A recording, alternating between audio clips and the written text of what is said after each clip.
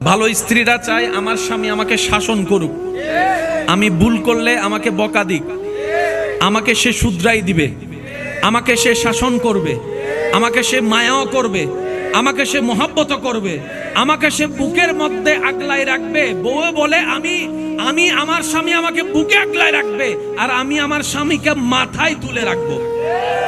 এবার স্বামীদের চাওয়া দেখেন, স্বামীরা চায় বউরা ওনাকে সম্মান করুক।